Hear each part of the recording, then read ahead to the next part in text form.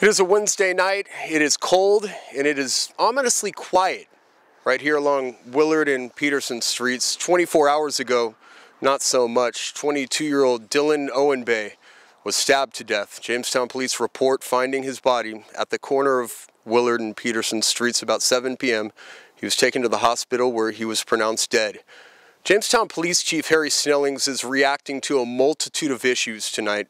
Very candidly, he told us that this community has changed and that the distribution of methamphetamine is ripping this community apart at the seams. There are states that are a lot worse than we are, but again, I've said this before, nobody cares what's going on elsewhere. We care about what's going on here. What we're experiencing now is a shift in the drug of choice, and we're being flooded with methamphetamine, and it's crystal methamphetamine. And it's obviously coming from outside the area. That's why we're seeing almost no cooks anymore. We're not seeing the single bottle, very rarely. And I hate saying that because I usually jinx myself, but that's the change we're seeing. And I don't know what the end game is. Now let's be honest with ourselves. Drugs aren't the only issue. There's another issue that's glaring, beaming right at the face of the Jamestown Police Department, and it's lack of cooperation. Now we've heard the rhetoric and we've heard the speculation, but Jamestown Police Chief Harry Snelling says this is very real. The lack of cooperation and the defiance amongst the element that he categorizes as criminal. He says it's very difficult for police to close a case because naturally they aren't there at the first instance of it being committed. But he says if people would start coming forward and speaking up, this community would change and our neighborhoods would be stronger. For us, it's paramount to solve cases because if we're not there, we don't witness it. I mean, we rely on people that are there, see things, because we need them to prosecute cases.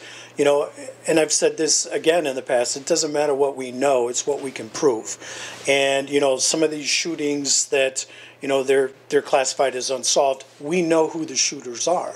But we can't pursue charges without cooperation from victims.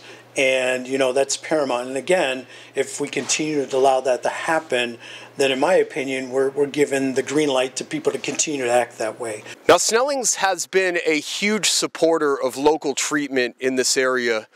He sits on boards, he goes to meetings, he even spoke at Shonda Lynn's recovery event just a few months ago.